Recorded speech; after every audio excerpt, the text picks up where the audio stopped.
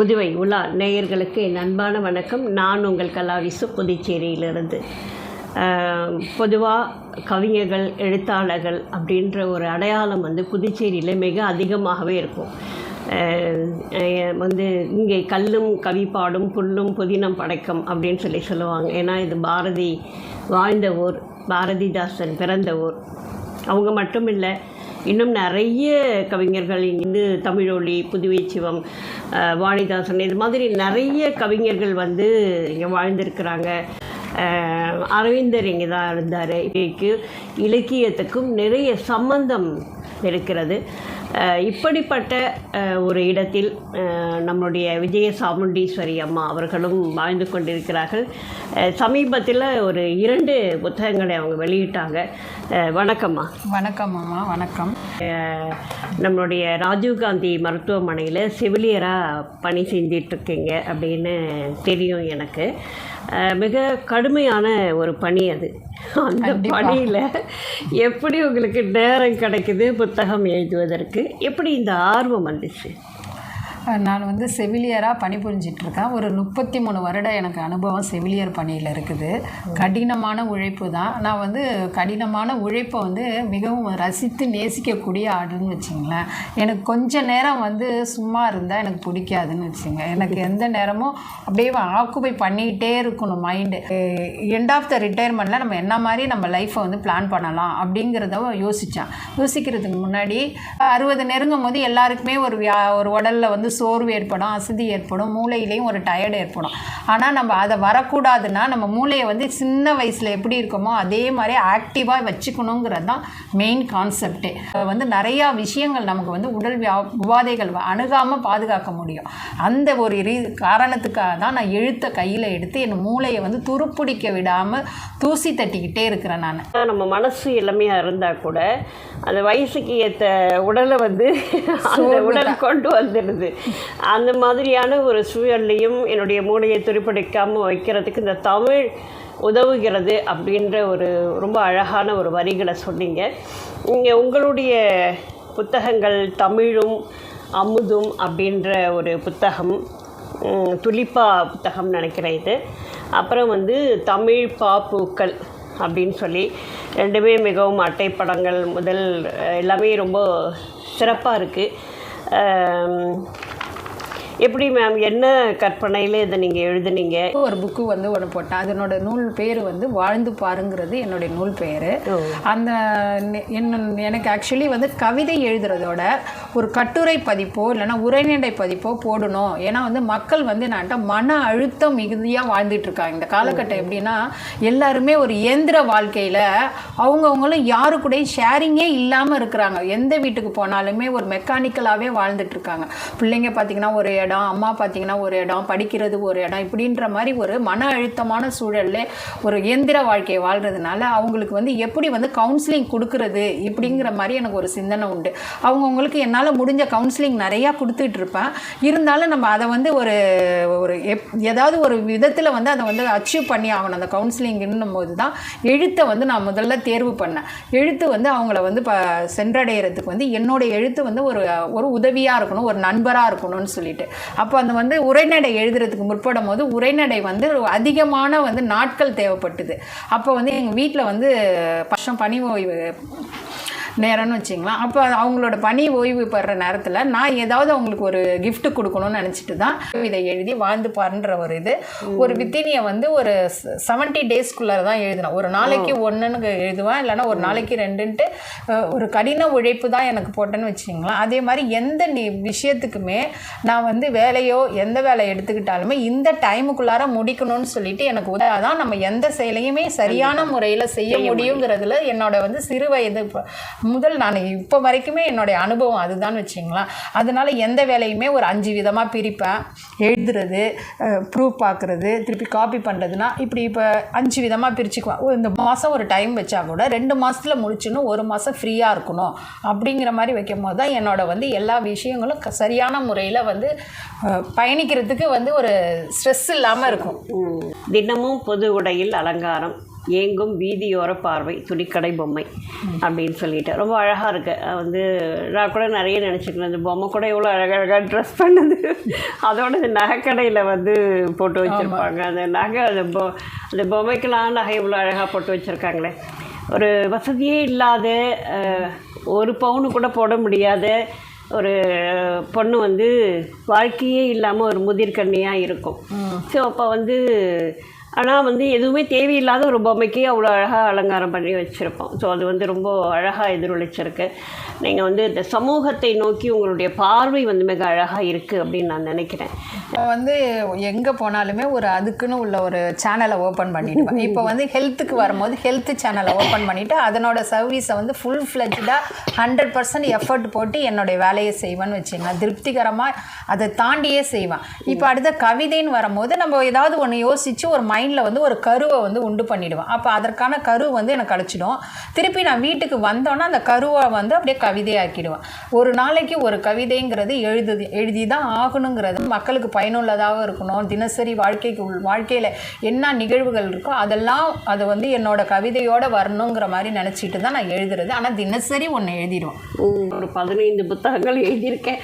நான் இந்த மாதிரிலாம் தினம் எழுதுகிற விஷயமே கிடையாது.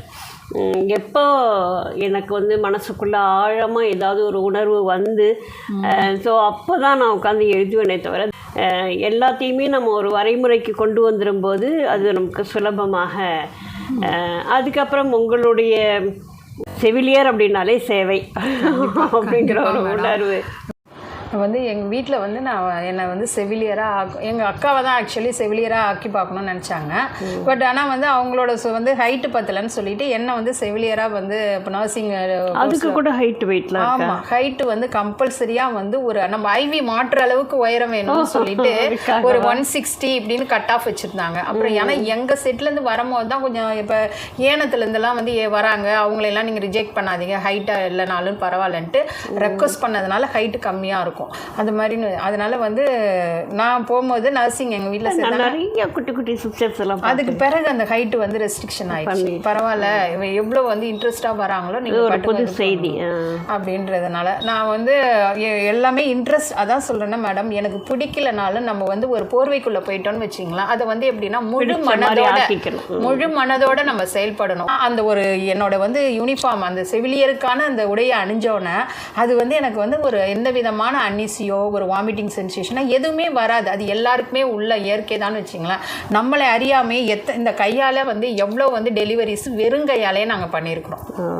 அது வந்து அந்த க்ளவ் போட்டு பண்ணுற அளவுக்கு நேரம் இருக்கு, டைம் இருக்காது. அதை வந்து நாங்கள் வந்து இப்போ நமக்கு தேவை வந்து தாயும் சேயும் நலமாக இருக்கணும்னு நினச்சிக்கிட்டு என்ன பண்ணுவோம், அப்படியே போய் டெலிவரி கண்டக்ட் பண்ணுவோம்.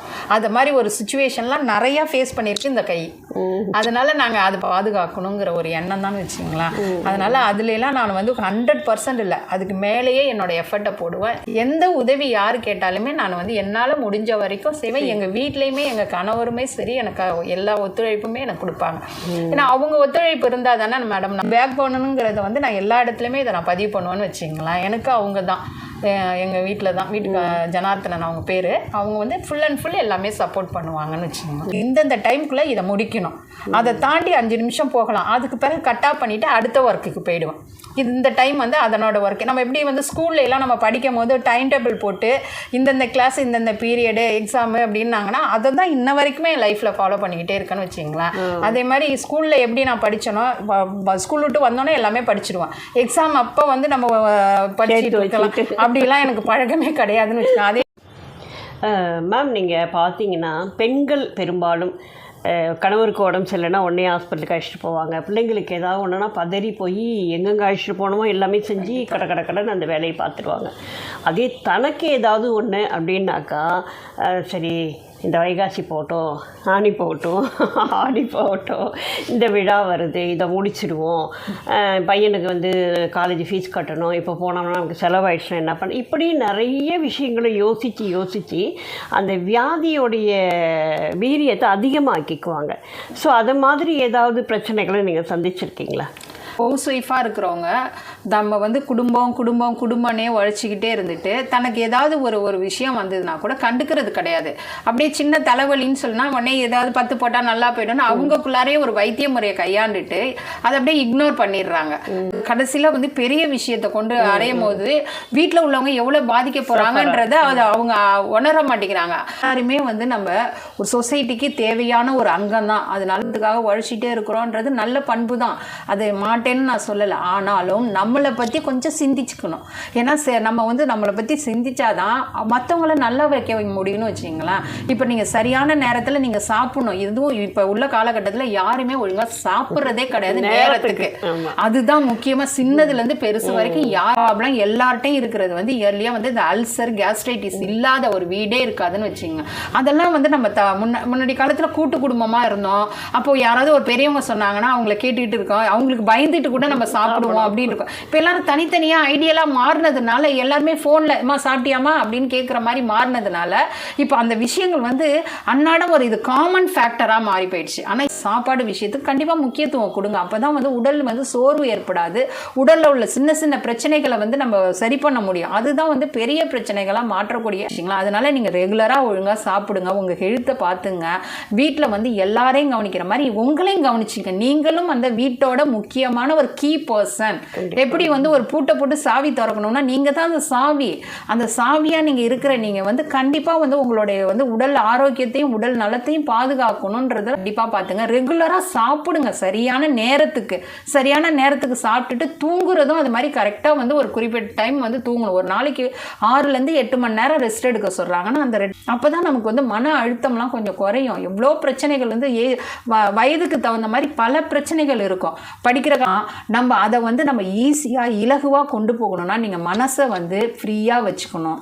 உங்களுக்கு வந்து பிடிக்குதோ அதை வந்து நீங்கள் பழகிக்கிங்க. சிலவங்க பாட்டு கேட்டால் எனக்கு வந்து மன அழுத்தம் குறையுதுன்னா, ஏன்னா இப்போ உள்ள காலகட்டத்தில் முதல் வியாதியே மன அழுத்தம் தான். அதெல்லாம் நீங்கள் சரி பண்ணிட்டாலே நிறையா விஷயங்கள் குடும்பத்தில் மலர்ச்சி வரும் மேடம். இது வந்து என்னோட அனுபவ ரீதியாக. அதனால தான் நான் அந்த புத்தகம் எழுதும் போது கூட இந்த மாதிரி தான் எழுதணும் அப்படிங்கிற ஒரு எண்ணத்தை உருவாக்கினதே எனக்கு இந்த மாதிரி ஒரு விஷயங்கள் தான். பல பேர் இதை கேட்கும் போது மகிழ்ச்சி, ஒரு நல்லா மாறணும், அவங்களோட மனசு வந்து இலகுவாக போகணும் அப்படிங்கிற மாதிரி தான் நான் நினைக்கிறேன். உங்களுக்கு தினம் நீங்கள் அதை வந்து ஃபேஸ் பண்ணுறீங்க. அப்போது நீங்கள் தான் அதை சொல்கிறதுக்கான சரியான பர்சன். இப்போ நான் காலையில் வாக்கிங் போவேன். ஸோ வந்து அங்கே வந்து ஒரு 50 ஆண்கள் நடந்துக்கிட்டு இருந்தால் ஒரு 2 பெண்கள் தான் நடக்கிறாங்க.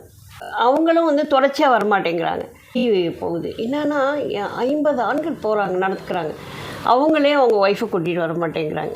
கிளம்புறோம், சரி வாமா நீயும் வா போகலாம் அப்படின்னு சொல்லிட்டு கூட்டிகிட்டு வரலாம், அவங்க அதையும் செய்ய மாட்டேன்றாங்க. லேடிஸ்க்கு காலையில் ஏஞ்சதுலேருந்து வேலை இருக்குது, இரவு படுக்கிற வரைக்கும் வேலை இருக்குது. ஸோ இந்த பிள்ளைக்கு இது, அந்த பிள்ளைக்கு இது, அதுவும் அதனாலே இப்போ ஒரே பிள்ளை போதும் அப்படின்னு யோசனை பண்ணிடுறாங்க. ஸோ இது மாதிரி வந்து நிறைய நெருடல்கள் பெண்களுக்கு இன்றைக்கு மறந்து கொண்டு இருக்கிறது. நீங்கள் சொன்ன மாதிரி மற்றவங்களை கவனிக்கிறது எவ்வளோ முக்கியமோ அதே மாதிரி தன்னையும் கவனித்து கொள்வது ரொம்ப முக்கியம். ரொம்பவே நிறைய புத்தகங்கள் நீங்கள் எழுதணும், நிறைய உங்களுக்கு வந்து பெருமைகள் வந்து சேரணும் அப்படிங்கிற ஒரு வாழ்த்துக்களோடு உங்களுக்கு புத்தாண்டு வாழ்த்துக்களையும் கூறி விடைபெறுகிறோம். நன்றி, வணக்கம். நன்றி மேடம். என்னை வந்து இவ்வளோ நாள் பேட்டி கண்டதுக்கு ரொம்ப உங்களுடைய ஆசீர்வாதங்கள் வந்து என்னை மேலும் மேலும் கண்டிப்பாக ஒரு நல்ல ஒரு உயரத்துக்கு கொண்டு வரும். என்னுடைய புத்தாண்டு வாழ்த்துக்களையும் உங்களுக்கு வந்து இந்த காணொலி மூலயமா தெரிவிச்சுக்கிறேன் மேடம். நன்றி, வணக்கம் மேடம்.